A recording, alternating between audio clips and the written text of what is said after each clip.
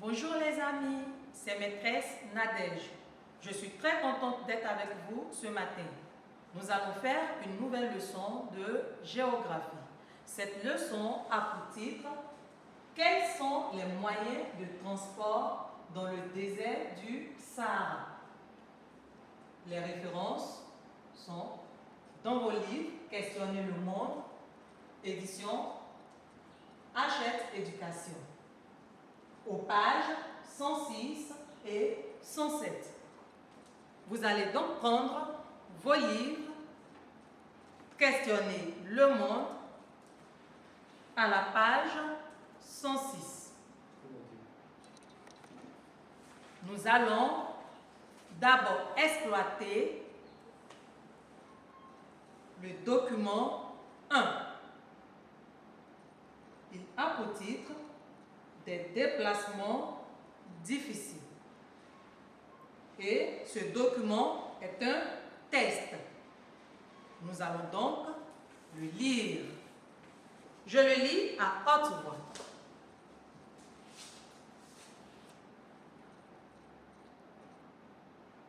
Des déplacements difficiles. Ils sont apparus comme dans un rêve au sommet de la dune.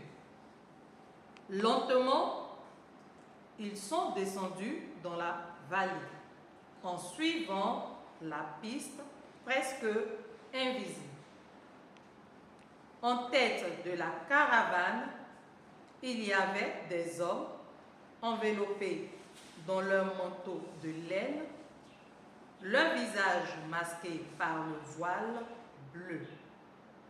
Avec eux marchaient 2 ou 3 dromadaires, puis des chèvres et des moutons harcelés par les jeunes garçons. Les femmes fermaient la marche. Ils marchaient sans bruit, dans le sable, lentement, sans regarder où ils allaient. Le vent soufflait continuellement. Le vent du désert, chaud le jour, froid la nuit. Le sable fuyait autour d'eux, entre les pattes des chameaux, fouettait le visage des femmes qui rabattaient la toile bleue sur leurs yeux. Vous avez vos livres en face de vous. Lisez également le test.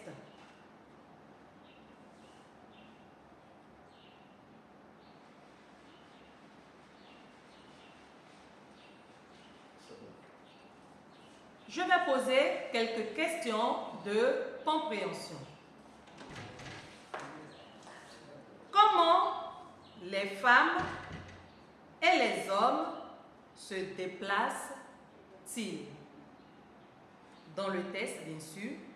Comment les hommes et les femmes se déplacent-ils?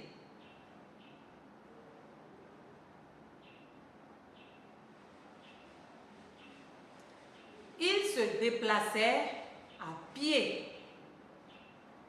Ils se déplaçaient à pied. Pourquoi est-ce difficile de se déplacer dans le désert du Sahara?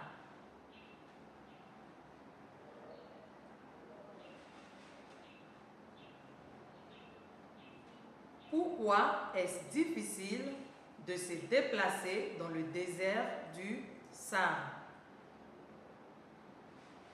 Il est difficile de se déplacer dans le désert du Sahara parce que le vent souffle continuellement, comme c'est écrit dans le test.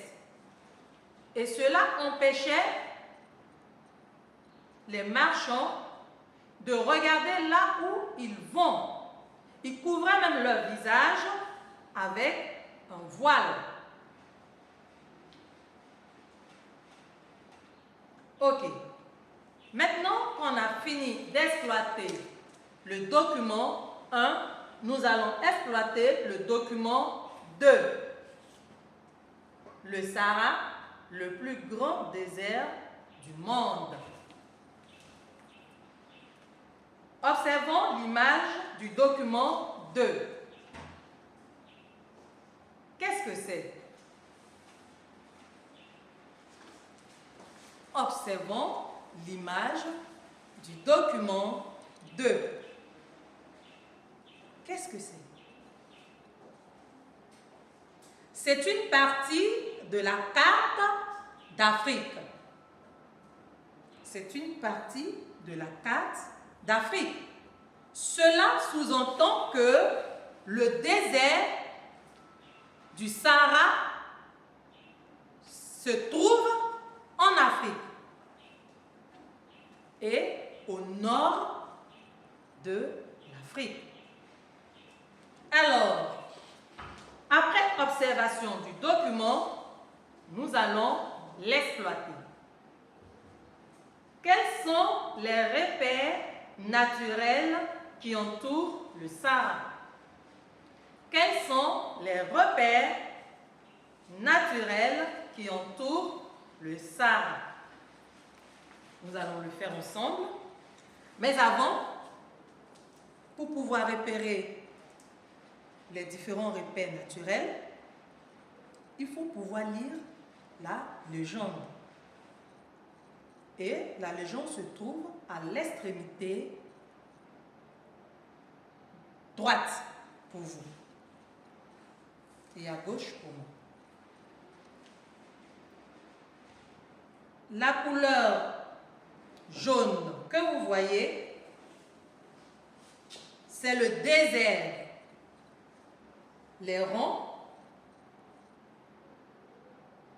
représentent les grandes villes. Le tiret horizontal de couleur violette représente les routes principales. Les couleurs orange représentent les montagnes. Et le trait discontinu de couleur violette représente les pistes principales. Alors, maintenant que nous avons lu la légende, vous pouvez répondre à mes questions. Quels sont les repères naturels qui entourent le Sahara? Nous voyons sur la carte l'océan Atlantique. Toute la couleur bleue que vous voyez là, c'est l'eau, hein, ce sont les étendues d'eau. Nous avons l'océan Atlantique. Nous avons l'océan Atlantique. Nous avons la mer Méditerranée. Et nous avons la mer Rouge. Nous avons l'océan Atlantique, la mer Méditerranée et la mer Rouge. Nous avons aussi les montagnes. Vous voyez? On a aussi des routes. Les routes, les couleurs violettes continues sont les routes. Et les couleurs violettes discontinues sont des pistes. D'accord? Est-ce que cet espace est plein ou vide, selon toi?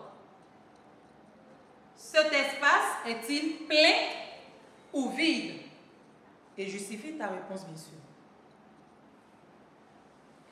Non, l'espace est vide, évidemment.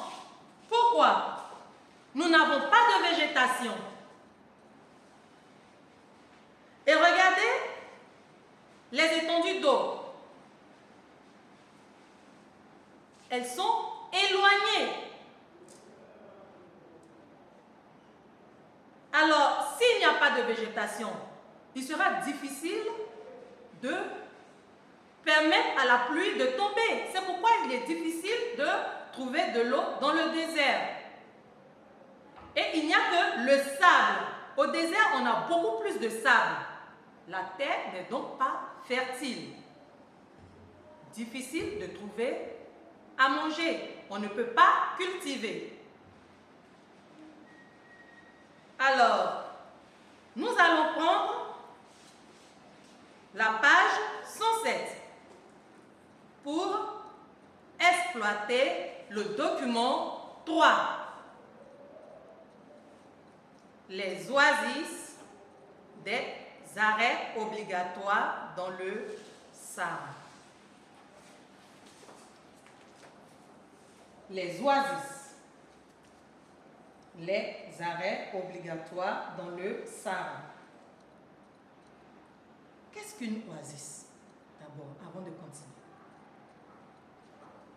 Une oasis, c'est un lieu couvert de végétation et habité parce qu'il y a de l'eau.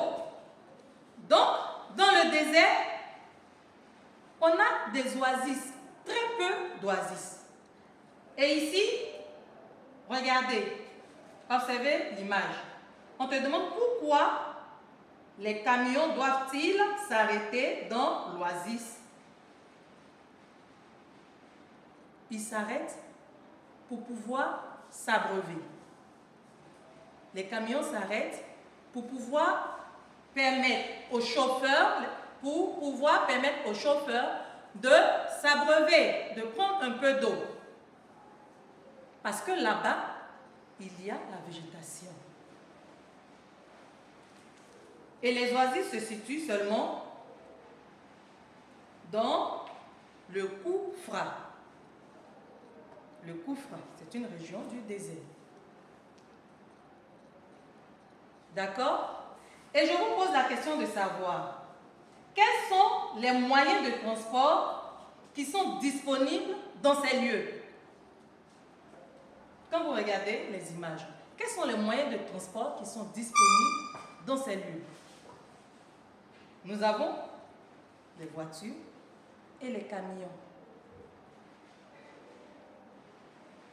Ok, nous avons fini d'exploiter tous nos documents de la page 106 et de la page 107.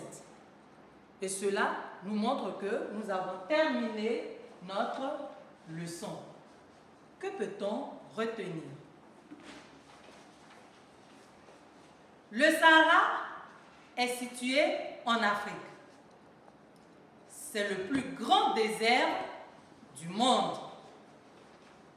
Il est très peu occupé à cause des difficultés de survie. Ceux qui y vivent se déplacent en groupe et à pied. Dans le Sahara, on ne peut élever que des chameaux et des dromadaires. Quelques routes permettent de traverser le Sahara en voiture et en camion. Voilà les amis, nous avons fini notre cours de géographie. Je vous enverrai le résumé du cours par voie électronique. Surtout, n'oubliez pas de continuer à bosser vos leçons car bientôt nous aurons une évaluation. Au revoir et à très bientôt.